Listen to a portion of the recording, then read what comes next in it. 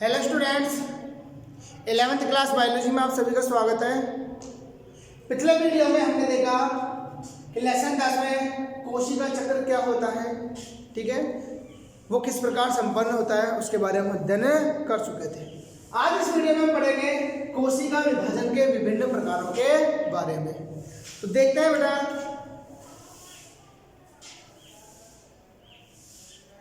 कोशिका विभाजन के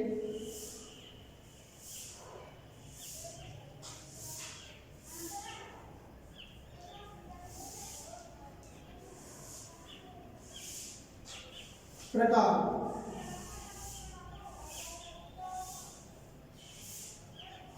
कोशिका विभाजन के प्रकार।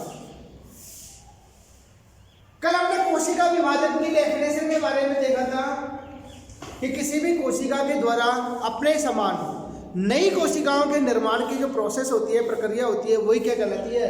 कोशिका विभाजन कहलाती है। अब एक कोशिका अपने समान अन्य कोशिकाओं का निर्माण किस प्रकार करती है, वो समस्त क्रियाएं किसमें आती है? कोशिका विभाजन में आती है। अब इस कोशिका विभाजन के प्रकार कौन कौन से हैं? तो उसमें नंबर 1 है फर्स्ट, कोशिका विभाजन का पहला प्रकार है असूत्री विभाजन।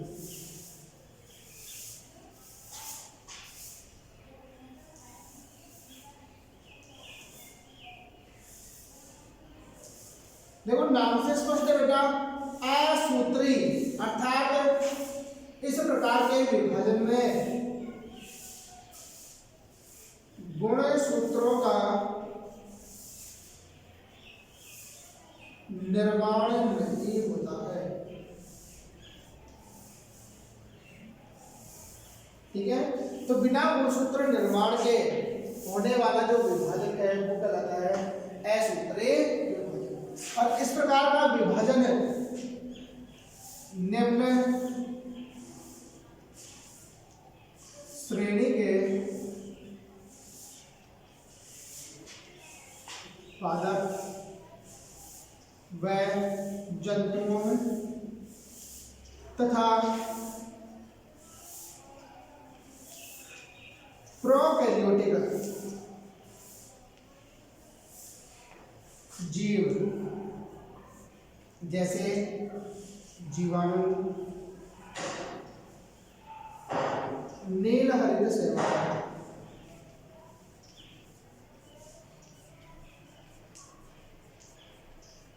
इत्यादि में पाया जाता है।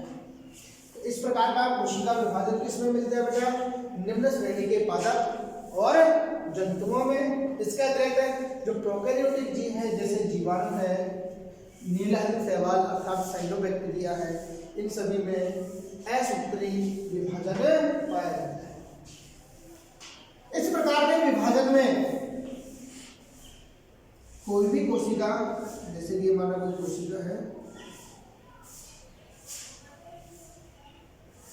ये इसका केंद्रक,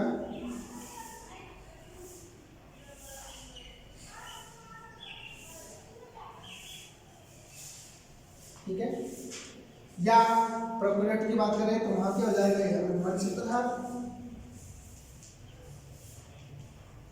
और यूकैरियोटिक की बात करेंगे हम तो वहां क्या हो जाएगा? अनुवंशिक पदार्थ। तो सबसे पहले इसका अनुवंशिक पदार्थ या केंद्रक लंबा हो जाता है,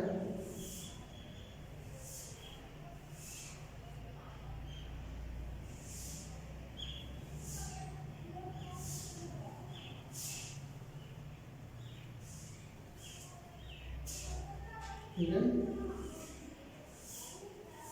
तथा वह 2 भागों में बढ़ जाता है। इसके पश्चात जो कोशिका है वो कोशिका भी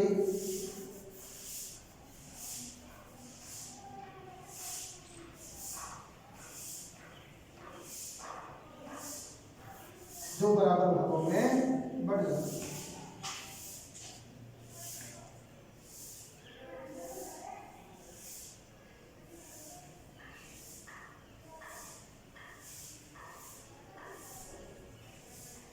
ये हो जाएगी संतति सेल्स,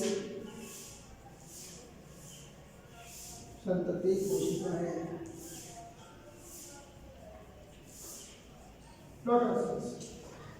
तो देखो इस प्रकार के कोशिका विभाजन में सबसे पहले केंद्रक या इसका अनुवंशिक पदार्थ लंबा हो जाता है और लंबा होकर दो भागों में बढ़ जाता है। इसके पश्चात कोशिका ये भी दो भागों में बढ़ जाती है। ये दोनों भाग समान भी हो सकते हैं और असमान भी हो सकते हैं। तो यहाँ पर ऐसा कोई नहीं है कि दोनों पुत्री कोशिकाएं या संतति कोशिकाएं कैसी हो, समान आकार में हो। तो यह समान आकार में हो सकती है और नहीं भी हो सकती है, ठीक है। क्योंकि यहाँ पर जो कोशिका द्रव्य का विभाजन है वो समान रूप से नहीं होता। तो ये था बेटा असूत्री विभाजन। नेक्स्ट देखो दूसरा प्रकार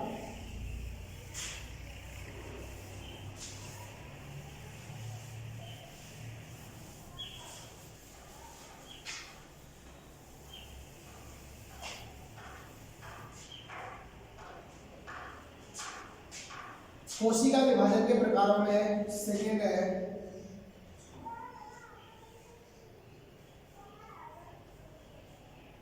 समसूत्री विभाजन।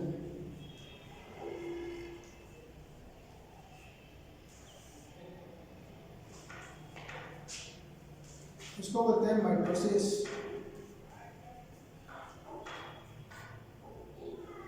क्या कहते हैं? माइटोसिस। जैसे कि नाम से स्पष्ट है, समसूत्री अर्थात कोशिकाओं में होने वाला ऐसा विभाजन जिसमें पुत्री कोशिकाओं में गुणसूत्रों की संख्या जनक कोशिका के समान होती है। तो इस प्रकार का विभाजन कहलाता है समसूत्री विभाजन। हम कह सकते हैं कि इस प्रकार के विभाजन में पुत्री कोशिकाओं में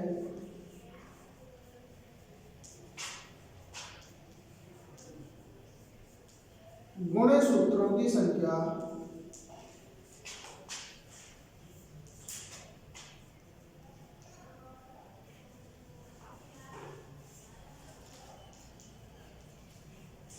जनक कोशिका के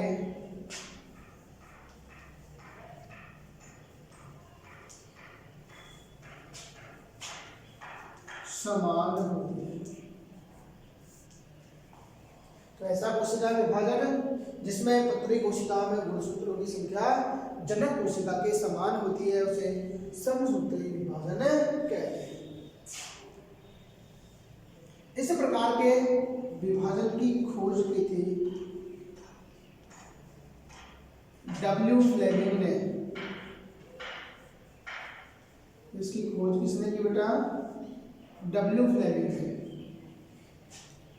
इस प्रकार का कोशिका विभाजन कायिक कोशिकाओं में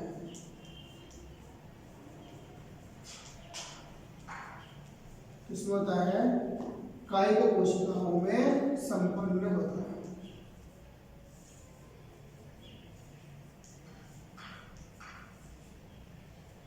अब देखो यह समसूत्री विभाजन होता किस प्रकार है। तो हम कल हमने देखा कोशिका चक्र के बारे में कि कोशिका चक्र है वो दो चरणों में हुआ था, ठीक है। एक तो इंटरफेज और दूसरा एम फेज, ठीक है। तो जो एम फेज है हमने कहा था कि इसकी जो प्रावस्थाएं हैं वो हम समसूत्री विभाजन में देखेंगे। तो वहां पर हम सेल साइकिल में कोशिका चक्र में इंटरफेज के बारे में अध्ययन कर चुके थे। तो यहाँ पर जो दो एम फेज है, ठीक है, उनके बीच की जो अवस्था है वो कहलाती है इंटरफेज या अंतरावस्था, ठीक है।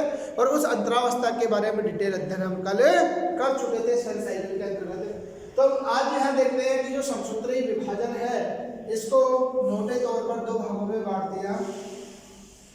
एक तो केंद्रक विभाजन पढ़ेंगे हम यहाँ आज, क्या पढ़ेंगे? केंद्रक विभाजन। इंटरफेज का अध्ययन नहीं करेंगे हम। और सेकंड पढ़ेंगे हम कोशिका द्रव्य विभाजन।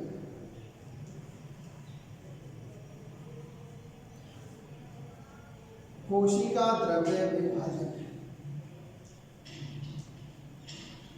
तो आज हम इन दोनों के बारे में अध्ययन करेंगे कि समसूत्री विभाजन में केंद्रक विभाजन की कौन कौन सी अवस्थाएं हैं, उसके पश्चात कोशिका द्रव्य का विभाजन किस प्रकार होता है।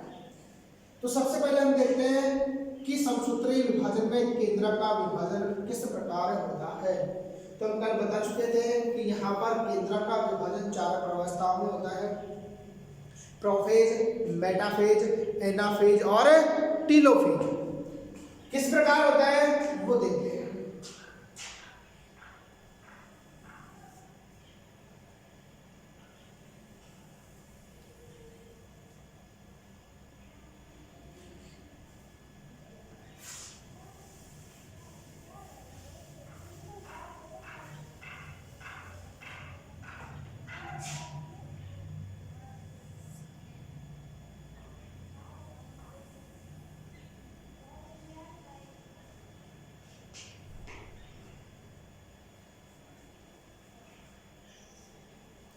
पूर्व प्रोफेज,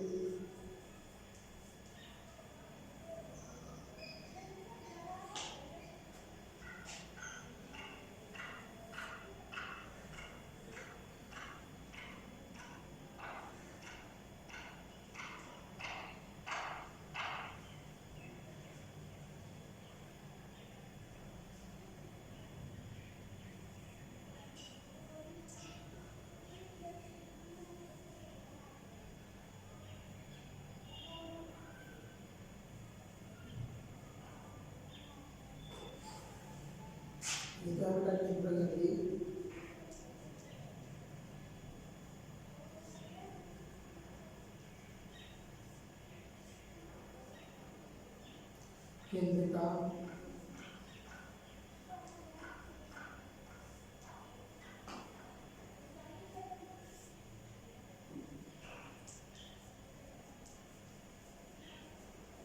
क्रोमैटिन जालिका,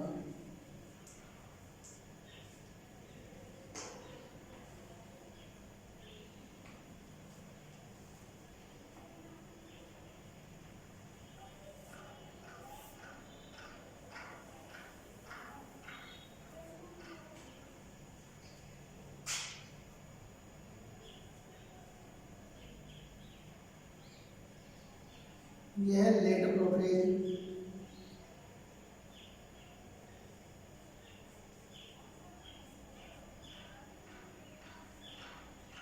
लेट प्रोफेज में क्या होगा कि जो केंद्रक झिल्ली है ये डिजॉल्व होना प्रारंभ कर देगी, केंद्रिका भी विलुप्त होना प्रारंभ कर देती है। ठीक है, जो गुणसूत्र है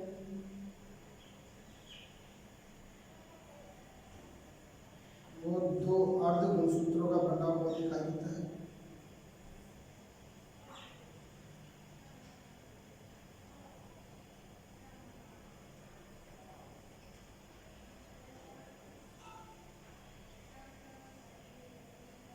प्रत्येक गुणसूत्र में 2 क्रोमेटिड दिखाई देते हैं। ये दोनों क्रोमेटिड सेंट्रोमियर के द्वारा आपस में जुड़े रहते हैं। ये तो हो गया बेटा विलुप्त होती हुई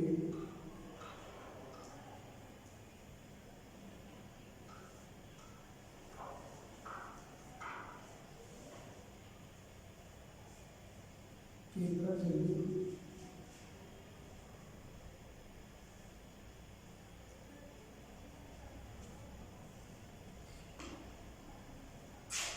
ये विलुप्त होती हुई केंद्रिका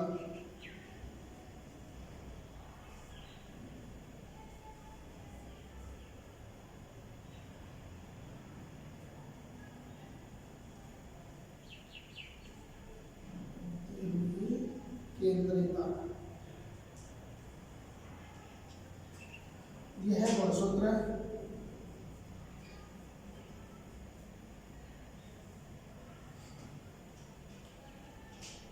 और एक गुणसूत्रों के गुणसूत्र बिंदु।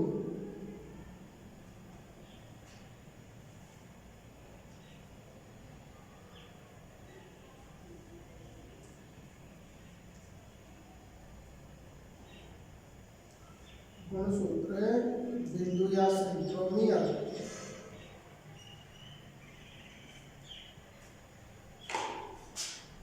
नेक्स्ट देखो आप में, ये तो कौन सी थी, प्रोफेज।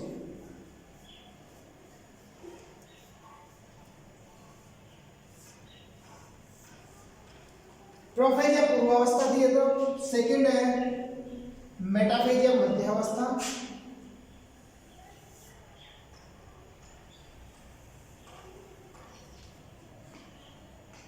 ये है मेटाफेज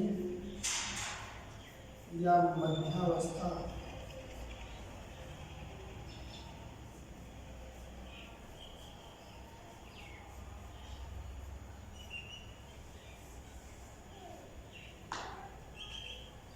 यहां देखो एनिमल सेल्स है, इसलिए तारक केंद्र की जो तारक काय है इसमें विभाजन प्रारंभ हो जाएगा।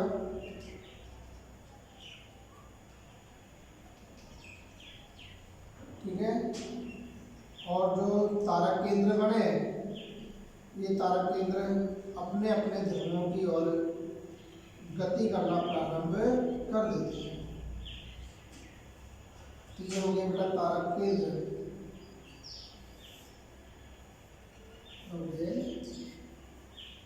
तारक केंद्र सेंट्रियोल।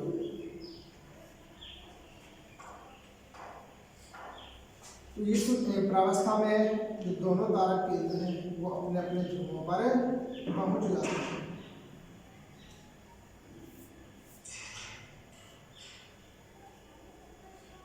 तथा जो गुणसूत्र है, ये गुणसूत्र भी मेटाफेज प्लेट पर व्यवस्थित हो जाते हैं। ये गुणसूत्र हो गए।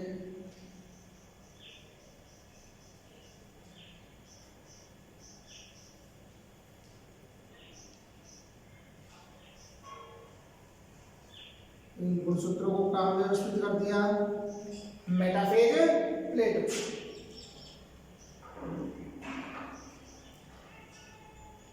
यहाँ पर जो सेंट्रियोल है तारक केंद्र, इन तारक केंद्रों से तंतुओं का निर्माण होता है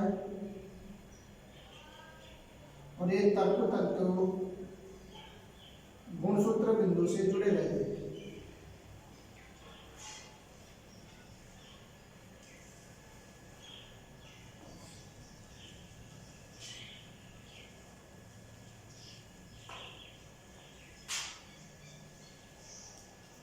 ये तो हुए तारक केंद्र।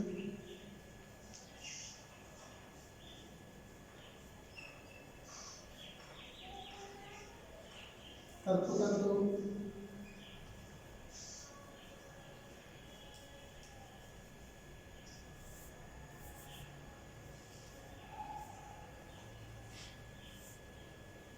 मेटाफेज प्लेट,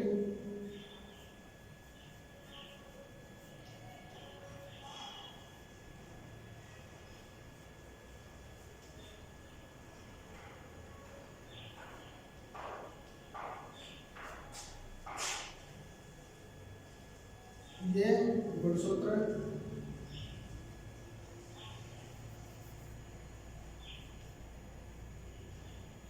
ये गुणसूत्र की भुजाएं,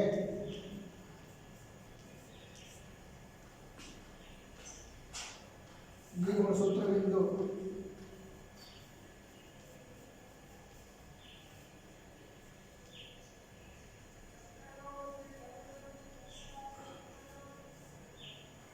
नेक्स्ट स्टेज है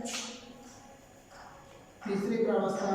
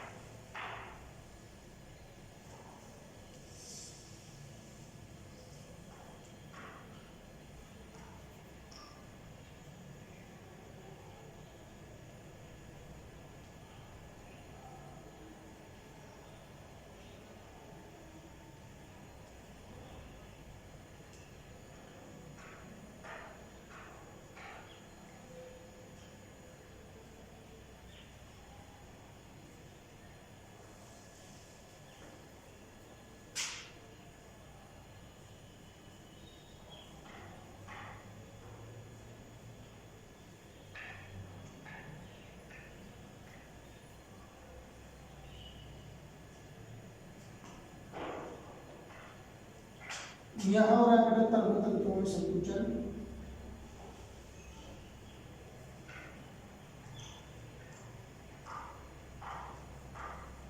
तंतुओं में संकुचन।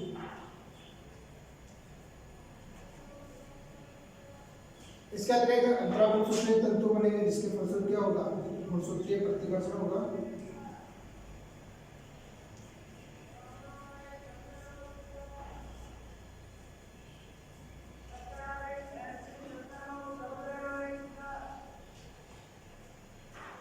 नेक्स्ट और लास्ट स्टेज है, ये हो गई मध्यावस्था के बाद में एनाफेज। एनाफेज ये इसको बोलते हैं पश्चावस्था।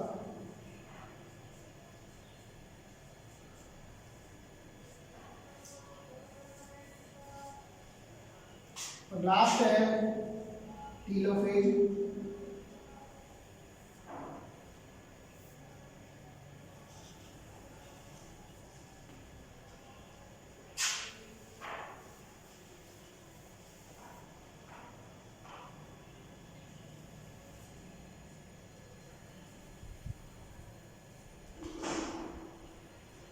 टीलोफेज अवस्था में क्या होगा,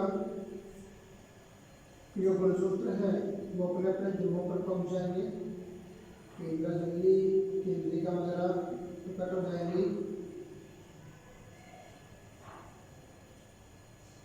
गुणसूत्र जलयोजित हो जाएंगे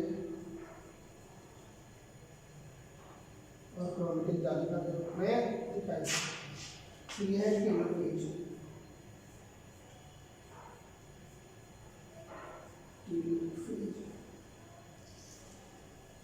जिसको अंत्यावस्था भी कहते हैं।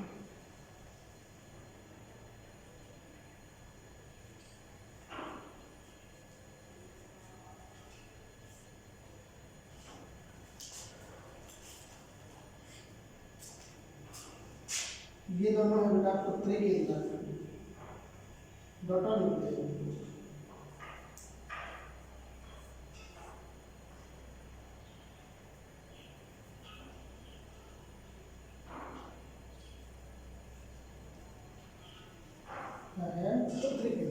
देखो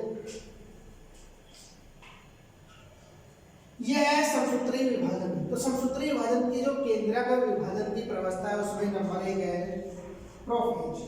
ठीक है, प्रोफेज की हम बात करें तो प्रोफेज की ये पूर्व प्रोफेज है, ये लेट प्रोफेज है। अर्थात प्रोफेज की पहले की अवस्था है जो कि इंटरफेज अवस्था की समाप्ति के जस्ट पश्चात आती है, वो तो हो गई पूर्व प्रोफेज। ठीक है, और ये लेट प्रोफेज है जो कि प्रोफेज की अंतिम अवस्था होती है। क्या होती है? अंतिम अवस्था। तो हम यहाँ देखें पूर्व प्रोफेज के अंतर्गत यदि देखें तो यहाँ पर हमें केंद्रक झिल्ली पूर्ण रूप से दिखाई देती है, केंद्रिका भी पूर्ण रूप से दिखाई देती है। जो क्रोमेटिन जालिका है, इस क्रोमेटिन जालिका से जल धीरे धीरे बाहर निकलना प्रारंभ हो जाता है, जिससे जो क्रोमेटिन जालिका है वो संगठित होना प्रारंभ कर देती है। इसके अतिरिक्त जो तारक काय है उस तारक काय में विभाजन प्रारंभ हो जाता है, जिसके फलस्वरूप पुत्री तारक केंद्रों का निर्माण होता है। ये हो गए पुत्री तारक केंद्र या तारक केंद्र लिख लो सीधा, तारक केंद्र सेंट्रियोल।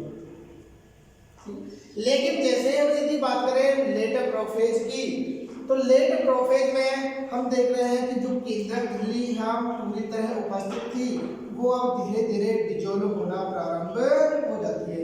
अर्थात हमने लिखा विलुप्त होती हुई केंद्रक झिल्ली। तो यहाँ पर केंद्रक झिल्ली विलुप्त होना प्रारंभ हो जाती है, केंद्रिका भी विलुप्त होना प्रारंभ हो जाती है। इसके अतिरिक्त कुछ कोशिकाओं में जैसे कि गोल्जी काय है, अंतःप्रद्रवी जालिका है, ये भी विलुप्त होना प्रारंभ हो जाती है। इसके अतिरिक्त जो तारक केंद्र है, ये तारक केंद्र भी अपने अपने ध्रुवों की ओर गति करना प्रारंभ कर देते हैं। बात करें हम क्रोमेटिन जालिका की, तो क्रोमेटिन जालिका से जल पूर्णतः बाहर निकल जाता है, जिसके फलस्वरूप उसका संघनन होना प्रारंभ हो जाता है। और क्रोमेटिन जालिका के संघनन के फलस्वरूप छोटे व मोटी संरचनाओं का निर्माण होता है जिन्हें गुणसूत्र कहते हैं। क्या कहते हैं? गुणसूत्र। ये गुणसूत्र दो क्रोमेटिड युक्त दिखाई देते हैं यहाँ पर, अर्थात जो प्रत्येक गुणसूत्र है उस पर दो क्रोमेटिड उपस्थित होते हैं और ये दोनों क्रोमेटिड आपस में जिस स्थान पर जुड़े रहते हैं वहां एक संकीर्ण संरचना दिखाई देती है उभरी हुई, उसे कहते हैं गुणसूत्र बिंदु या सेंट्रोमियर। ठीक है, तो यहां देखें कि जो लेट प्रोफेज है, इस लेट प्रोफेज में तर्कु तंतुओं का निर्माण प्रारंभ हो जाता है। तो यहाँ पर एनिमल सेल्स की बात कर रहे हैं हम, तो एनिमल सेल्स में तर्कु तंतुओं का निर्माण इन्हीं तारक केंद्रों के द्वारा होता है। लेकिन बात करें प्लांट सेल की, तो प्लांट सेल में तारकाय नहीं पाया जाता है। तारकाय नहीं पाए जाने के कारण वहां जो तर्कु तंतुओं का निर्माण होता है वो ट्यूबुलिन प्रोटीन के द्वारा होता है। तो ये थी बेटा प्रोफेज। क्या थी? प्रोफेज अवस्था। सेकंड देखते हैं मेटाफेज अवस्था या मध्यावस्था। यहां देखो ध्रुवों की ओर गति करते हुए जो तारक केंद्र है वो अपने अपने ध्रुवों पर पहुंच जाती है। जो केंद्रक झिल्ली विलुप्त होना प्रारंभ हो गई थी, केंद्रिका विलुप्त होना प्रारंभ हो गई थी, वो यहाँ पर पूर्णतः डिसॉल्व हो जाती है। तो इस अवस्था में दोनों तारक केंद्र अपने अपने ध्रुवों पर पहुंच जाते हैं, तर्कु तंतुओं का निर्माण पूर्ण हो जाता है तथा केंद्रक झिल्ली पूर्णतः विलुप्त हो जाती है। केंद्रिका भी यहाँ पर देखो हमें नहीं दिखाई दे रही, तो केंद्रिका भी पूर्णतः विलुप्त हो जाती है। इसके अतिरिक्त हमने कहा कि अंतः प्रदैविक जालिका तथा गोल्जी कार्य पूर्णतः विलुप्त हो जाती है। तथा जो गुणसूत्र थे ये गुणसूत्र मेटाफेज प्लेट या मध्यावस्था पट्टिका पर व्यवस्थित हो जाते हैं। तो ये है मेटाफेज प्लेट या मध्यावस्था पट्टिका, जिस पर ये गुणसूत्र क्या हो गए? व्यवस्थित हो गए। इस मध्यावस्था पट्टिका या मेटाफेज प्लेट पर गुणसूत्र इस प्रकार व्यवस्थित होते हैं कि गुणसूत्र के सेंट्रोमियर तो अर्थात गुणसूत्र बिंदु तो इस मेटाफेज प्लेट पर व्यवस्थित होते हैं तथा गुणसूत्र की जो भुजाएं हैं ये भुजाएं ध्रुवों की ओर होती है। गुणसूत्र की भुजाएं तो कहाँ है? ध्रुवों की ओर है। ठीक है, तथा गुणसूत्रों के सेंट्रोमियर ये कहाँ है? मेटाफेज प्लेट पर व्यवस्थित होते हैं। यहाँ पर जो तर्कु तंतु है ये तर्कु तंतु इस गुणसूत्र बिंदु पर उपस्थित जो काइनेटोकोर है इस काइनेटोकोर से जुड़े रहते हैं। तो गुणसूत्र बिंदु पर एक उभरी हुई संरचना मिलती है, वो कहलाती है काइनेटोकोर। तो ध्यान रखना कि हमेशा तर्कु तंतु किसी गुणसूत्र बिंदु से जुड़े रहते हैं, न कि भुजाओं से। भुजाओं से कभी भी तर्कु तंतु नहीं जुड़ते हैं। तर्कु तंतु हमेशा सेंट्रोमियर या काइनेटोकोर से जुड़ते हैं। इस अवस्था में जो गुणसूत्र है वो स्पष्ट दिखाई देते हैं। मेटाफेज अवस्था के अंतर्गत गुणसूत्र स्पष्ट दिखाई देते हैं क्योंकि ये बड़े आकार के होते हैं इस अवस्था में तथा ये मेटाफेज प्लेट पर व्यवस्थित रहते हैं। इसीलिए गुणसूत्रों का यदि हमें अध्ययन करना है तो गुणसूत्रों के अध्ययन के लिए मेटाफेज अवस्था बेस्ट होती है। ठीक है, नेक्स्ट है एनाफेज अवस्था।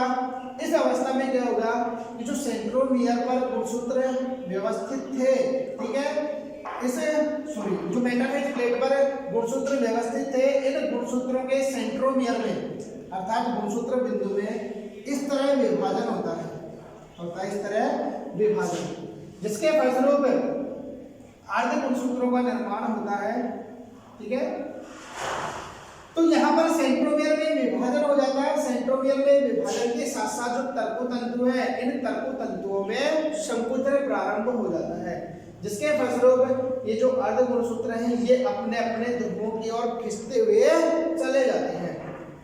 इसके अतिरिक्त इन गुणसूत्रों के मध्य अंतरा गुणसूत्रीय तंतुओं का निर्माण भी होता है, जो कि जो अर्धगुणसूत्र है अर्धगुणसूत्रों को प्रतिकर्षित करने का कार्य करता है, अर्थात इनके मध्य क्या लगता है? प्रतिकर्षण लगता है। ठीक है, तो यहाँ पर खिंचाव हो रहा है, जो सेंट्रियोल है या ध्रुवों की तरफ गुणसूत्रों का खिंचाव हो रहा है, यहाँ पर एक दूसरे से प्रतिकर्षित हो रहे हैं, जिसके फलस्वरूप जो गुणसूत्र है वो अपने अपने ध्रुवों की ओर गति करना प्रारंभ कर देते हैं। तो यहाँ पर गति करते हुए गुणसूत्र BLIJ आकार के दिखाई देते हैं। अर्थात गुणसूत्रों की विभिन्न प्रकार की आकृतियां दिखाई देती है।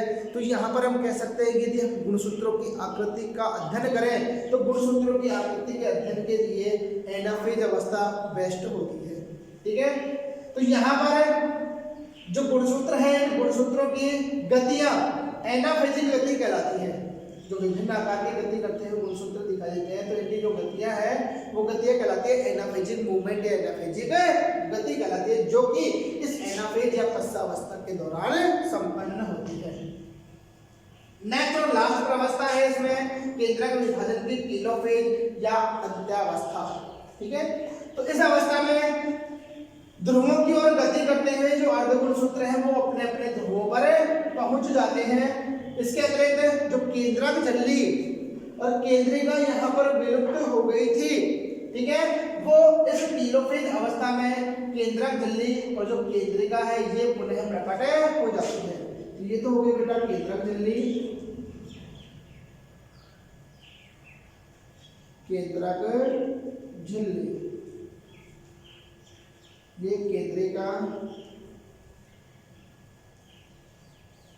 क्रोमैटिन जालिका,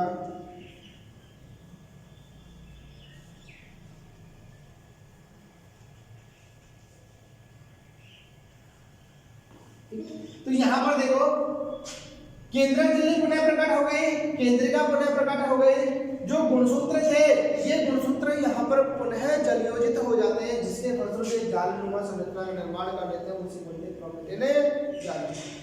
तो यहाँ पर जो गुणसूत्र है वो जलयोजित हो जाते हैं। इसके अतिरिक्त हमने कहा था कि यहाँ अंतःवर्धवी जालिका और जो गोल्जिका है जो यहाँ विलुप्त हो गए थे वो यहाँ पर पुनः प्रकट हो जाते हैं। इस प्रकार लेट टेलोफेज या टेलोफेज की अंतिम अवस्था में एक ही कोशिका में दो केंद्रक बन जाते हैं, जिन्हें पुत्री केंद्रक कहते हैं। अर्थात केंद्रक विभाजन की टेलोफेज अवस्था की समाप्ति के पश्चात प्रत्येक जो कोशिका वो द्विकेंद्रकी हो जाती है। ठीक है, तो इसका मतलब क्या हो गया बेटा, यहाँ पर हमने देखो एक केंद्रक लिया था, कितना लिया, एक केंद्रक, जो कि केंद्रक विभाजन की विभिन्न प्रावस्थाओं के दौरान अंत में जाकर दो केंद्रकों में बट गया, जो दोनों कैसे थे, समान आकार के थे। कैसे थे, समान। तो यहाँ पर हम कह सकते हैं कि केंद्रक का विभाजन हुआ, केंद्रक के विभाजन से दो केंद्रकों का निर्माण हुआ, अर्थात कोशिका कैसे हो गई, द्विकेंद्रक। यहाँ पर सेकंड प्रोसेस हो गया कोशिका द्रव्य का विभाजन, अर्थात एक कोशिका में दो केंद्रक बने, इसके पश्चात कोशिका द्रव्य का विभाजन होगा। कोशिका द्रव्य के विभाजन के फलस्वरूप दो पुत्री या संतति कोशिकाओं का निर्माण हो जाता है। तो हम देखते हैं कोशिका द्रव्य का विभाजन।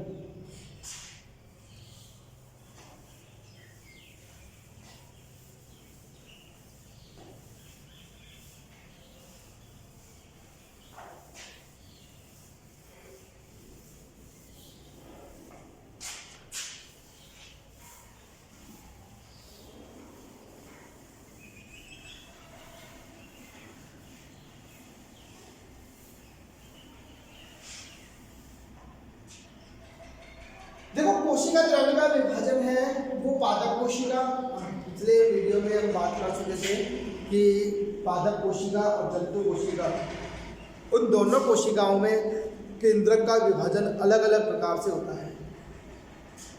जंतु कोशिका की बात करें हम,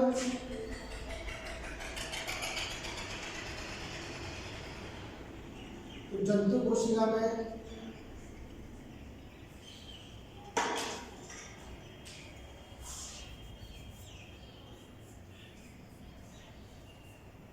खांच निर्माण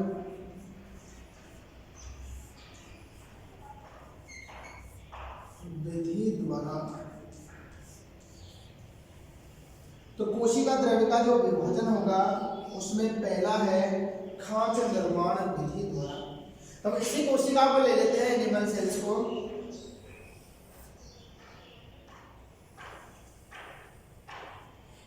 जो कि लेट प्रोफेज वाली है।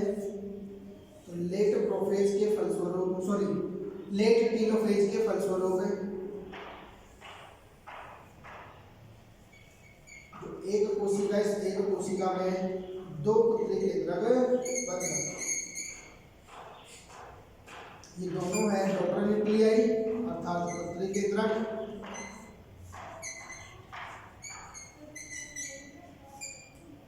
ये कौन सी अवस्था है कोशिका विभाजन की? टेलोफेज। कौन सी? Letter telophase.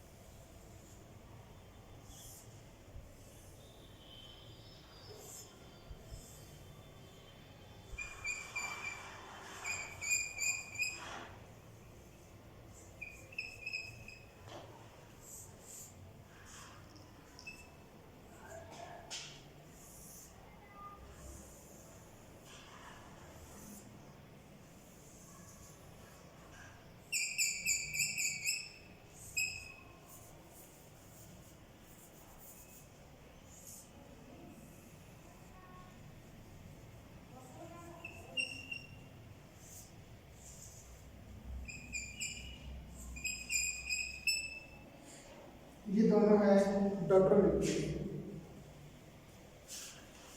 ये दोनों जाएंगे डॉटर सेल्स।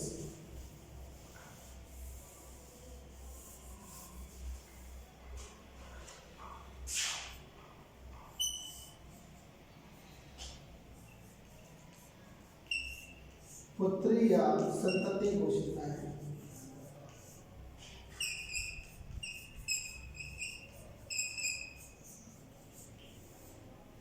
देखो तो कोशिका द्रव्य विभाजन पढ़ रहे थे सेकेंड। तो कोशिका द्रव्य का विभाजन दो प्रकार से होता है। पहला है खांच निर्माण विधि द्वारा, और इस विधि के द्वारा जो कोशिका द्रव्य का विभाजन है वो जंतु कोशिका में संपन्न होता है। इसमें संपन्न होता है एनिमल सेल्स में। तो यहाँ पर हमने ये जो कोशिका ली है वो एनिमल सेल्स है, क्योंकि यहाँ पर सबसे बाहर की ओर कोशिका झिल्ली उपस्थित होती है। तो यहाँ पर किसी प्रकार की कोशिका वृद्धि नहीं है, इसीलिए ये एनिमल सेल्स है। इसमें ये दोनों पुत्री केंद्रक है, अर्थात ये अवस्था लेट टेलोफेज की है। कौन सी है? Late telophase. तो यहाँ पर सबसे पहले जो दोनों पुत्री केंद्रक थे, इन दोनों पुत्री केंद्रकों के मध्य उपस्थित जो कोशिका झिल्ली है, यह कोशिका झिल्ली धीरे धीरे अंदर की ओर धंसना प्रारंभ कर देती है, जिसके फलस्वरूप किसका निर्माण होता है? खांच का। खांच किसका निर्माण होता है? खांच का निर्माण। यह खांच धीरे धीरे अंदर की ओर धंसती हुई जाती है। देखो धीरे धीरे अंदर की ओर धंसती हुई जो कोशिका द्रव्य है, इस कोशिका द्रव्य को दो बराबर भागों में बांट देती है, जिसके फलस्वरूप दो पुत्री कोशिकाएं या संतति कोशिकाएं प्राप्त हो जाती है। ठीक है। अब ये दोनों जो कोशिकाएं हैं ये आगे वृद्धि करती है और वृद्धि के पश्चात पुनः विभाजन अवस्था में प्रवेश कर जाती है और नई पुत्री कोशिकाओं का निर्माण कर लेती है। इस प्रकार ये कोशिका विभाजन लगातार चलता रहता है और कोशिकाओं की संख्या में बढ़ोतरी होती जाती है। तो ये था खांच निर्माण विधि के द्वारा। सेकंड देखते हैं, सेकंड प्रोसेस है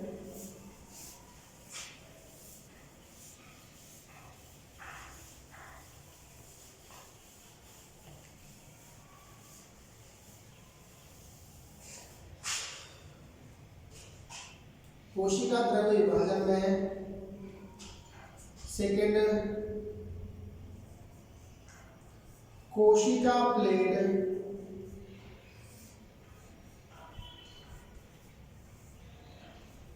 निर्माण विधि द्वारा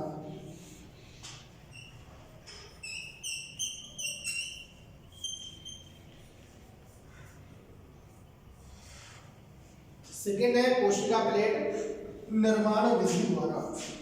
और इस प्रकार का कोशिका द्रव्य विभाजन किसमें मिलता है? पादप कोशिकाओं में, प्लांट सेल में।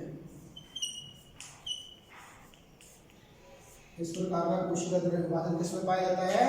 पादप कोशिकाओं में मिलता है। तो यहाँ पर देखो मैं एक प्लांट सेल बना रहा हूँ।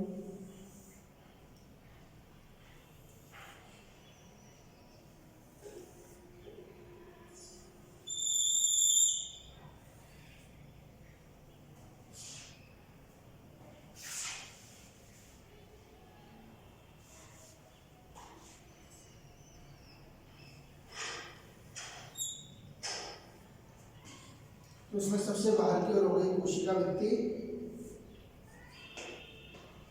सबसे बाहर की ओर कोशिका भित्ति, और कोशिका भित्ति के भीतर की ओर मिलती है कोशिका झिल्ली, सेल मेम्ब्रेन।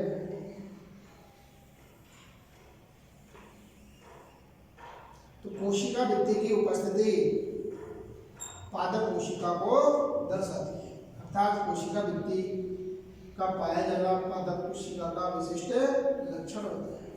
कोशिका भित्ति के भीतर की ओर उपस्थित होती है कोशिका झिल्ली, कोशिका झिल्ली। ठीक है, तो हम बात कर रहे हैं लेट टीलोफेज की। तो लेट टीलोफेज के अंतर्गत इस एक कोशिका में दो केंद्रक बन जाते हैं, जिन्हें डॉटर न्यूक्लियाई या पुत्री केंद्रक कहते हैं। ये हो गया बेटा पुत्री केंद्रक।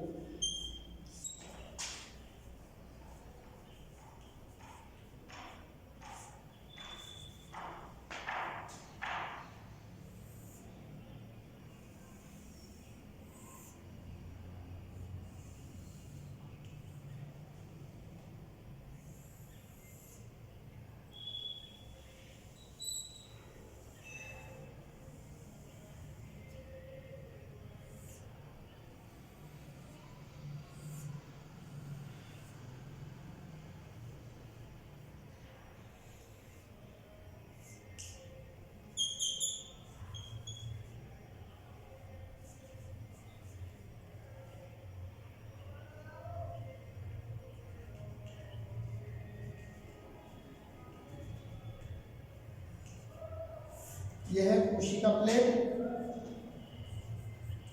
सेल प्लेट या कोशिका प्लेट, इसे कोशिका पट्टिका भी कहते हैं।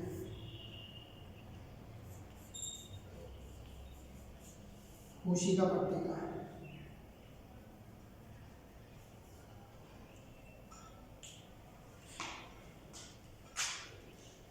इस कोशिका की सेल प्लेट की जो वृद्धि होगी वो सेंट्रीफ्यूगल सीक्वेंस से होती है।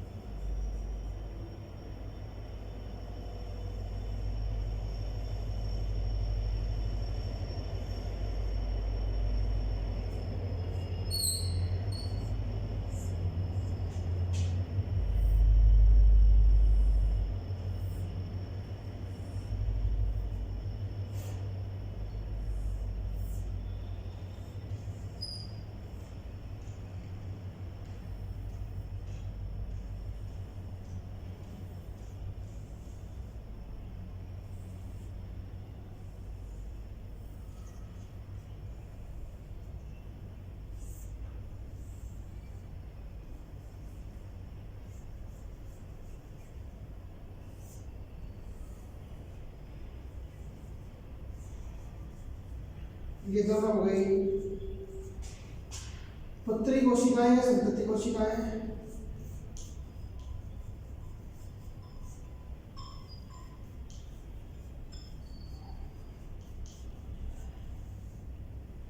देखो कोशिका द्रव्य विभाजन में सेकंड है कोशिका प्लेट निर्माण विधि के द्वारा।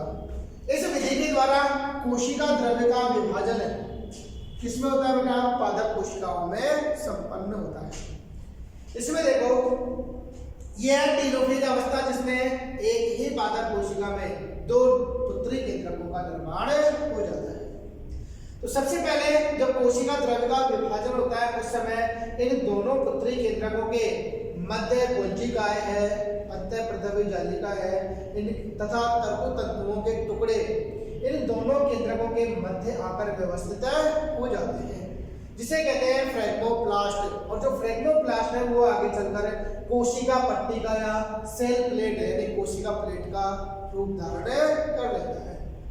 अब ये जो कोशिका प्लेट या सेल कोशिका पट्टिका बनी, यह कोशिका पट्टिका केंद्र से परिधि की ओर वृद्धि करती है, अर्थात इसमें जो बढ़ोतरी होती है वो केंद्र से परिधि की ओर होती है और केंद्र से परिधि की ओर बढ़ती हुई यह धीरे धीरे संपूर्ण कोशिका द्रव्य को दो बराबर भागों में बांट देती है, जिसके फलस्वरूप दो पुत्री या संतति पादप कोशिकाओं का निर्माण हो जाता है। ठीक है, तो इस प्रकार से पादप कोशिकाओं में कोशिका द्रव्य का विभाजन इस कोशिका प्लेट निर्माण विधि के द्वारा संपन्न होता है।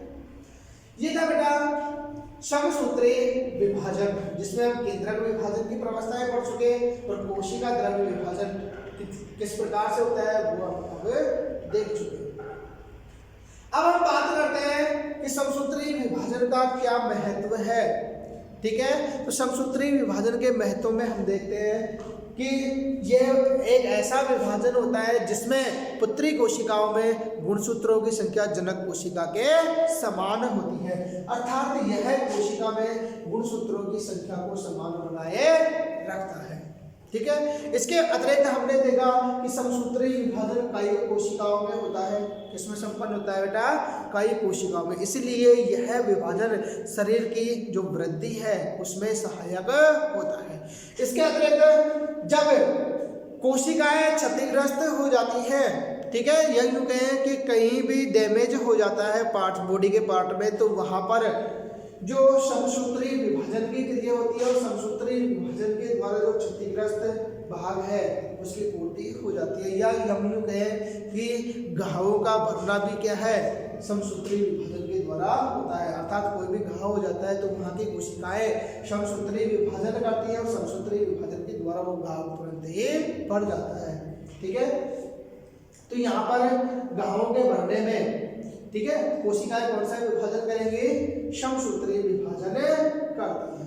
ठीक है, इसके अतिरिक्त यह विभाजन जो है वो अलैंगिक जनन में, ठीक है, वहां भी सहायक होता है और कायिक जनन के अंतर्गत भी समसूत्री विभाजन ही कोशिकाओं में होता है। ठीक है, तो ये महत्व है किसके? समसूत्री कोशिका विभाजन के। तो इस वीडियो में इतना ही। Thank you.